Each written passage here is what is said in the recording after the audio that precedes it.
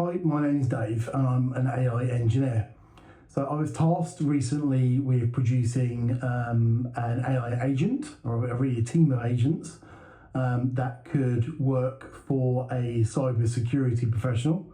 And this AI agent team, its job was basically to produce cybersecurity content. So this particular company produced blogs, technical documents, Confluence pages, which are internal knowledge bases for other cybersecurity companies and for themselves and for analysts, LinkedIn posts, social media stuff, and also technical documents separate from the blog posts, 1 or 2 page documents, attack reports. So that can be a lot of work for one person to produce. So the idea of this is that the agents, you give the agent one simple prompt, like research the Conti ransomware gang, and rather than the human having to go off and produce all the research and come up with all the indicators of compromise, and then put that all together in 4 or 5 different documents, this team of agents will actually do the whole thing for you. So what you're looking at on this screen now is the code, and what I've decided to use here for this application is Crew AI. I quite often will use NAN and other platforms as well, but for this instance, I've gone with Crew AI to use a swarm of agents, and I've also given it a simple UI. So I've used Streamlit just to keep it all in the Python framework. I've gone with Streamlit to give it a nice straightforward UI. So I'll demo the application on the screen now. Let's just run this now.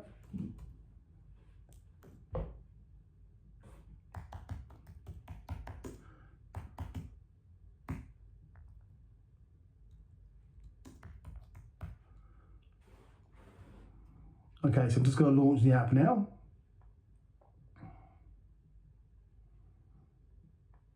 Okay, so I'm just going to bring a browser window open into the middle of the screen.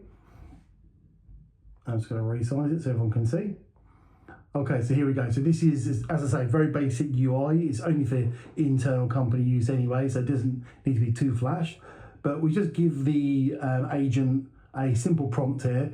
And if you look at the bottom of the screen, once I've clicked the generate content button, it'll actually show you the different agents that are working together to produce the content. Because I've got a research agent, I've got a manager agent who oversee the entire process, and I've also got an SEO agent as well. So once the content has been produced by the research agent, it actually goes through an SEO agent who will make sure that the content is all SEO optimized as well for the internet. So let's just give it a basic prompt and see how this one performs.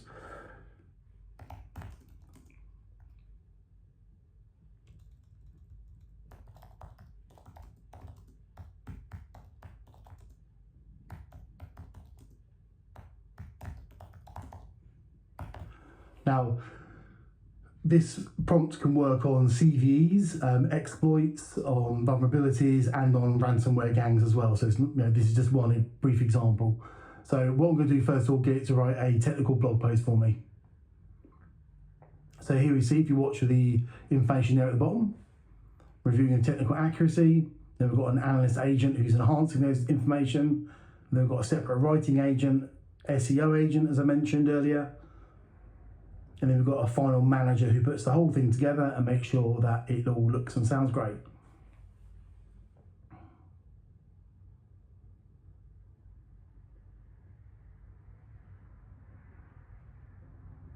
Now, whilst this does take a few minutes, it's a heck of a lot quicker than doing it yourself manually. So what we'll do now is we just scroll down and you'll see that the agent has produced a technical blog post for this particular ransomware group. Now, obviously, the more detailed you put in here, provide indicators of compromise, file hashes, malicious IP addresses, examples of attacks, commands that are used, then obviously the output here will be a lot more detailed. So this is just a very, very quick, brief overview, really, if you like, of what it can produce. And there's a button there. You can either copy or paste this obviously straight into a Google Doc or Word, or you can click on download blog post and it will download it there for you. All right, so let's make this prompt a bit more more detailed, and actually we'll look at some of the other ones as well.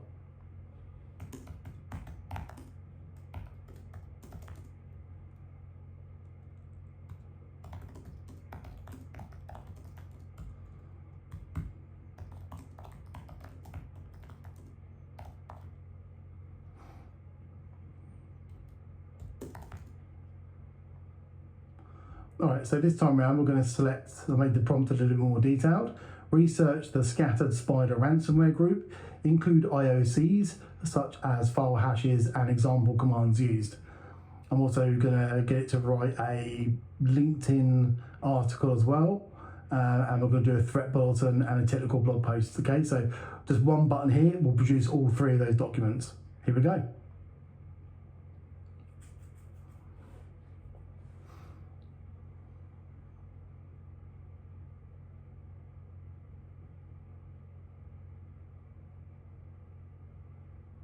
Now, what I haven't done yet is connect this agentic flow up to like a Pinecone database for it to store information that it's retrieved in vector database format.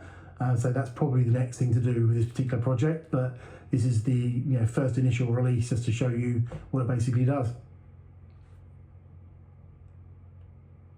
And hopefully what you'll be able to see is that with the different formats, they are distinctly different.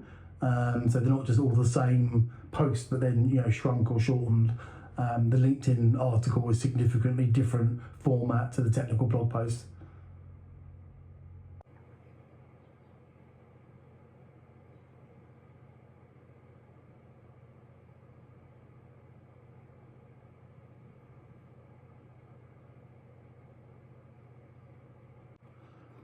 Okay, so the content has been produced, and now what we have are some tabular links there to the different articles that we asked the agents to produce: technical blog posts, LinkedIn article, and the threat bulletin.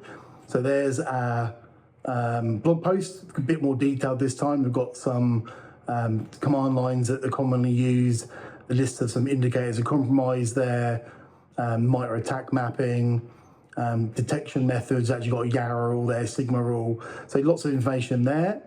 We can also go to the LinkedIn post, and you'll be able to see that this is a LinkedIn post, exactly the same technical information as in the technical blog post, but we've got some emojis in there, which you'd expect to find in in a LinkedIn article, and we've got some hashtags at the bottom there as well. And then the threat alert is a bulletin type format, which will show you a shortened version of the blog post itself. So there you go, it can produce all four of those documents, all from just one button and one simple command line, saving a cybersecurity analyst who's producing content could save them absolutely hours and hours and hours of research each week. And of course, the more detailed you make the prompts, I've just been using a couple of very simple ones here for the example in this video, but the more detailed you make the prompts, obviously the better output you get. So I hope you liked watching this video.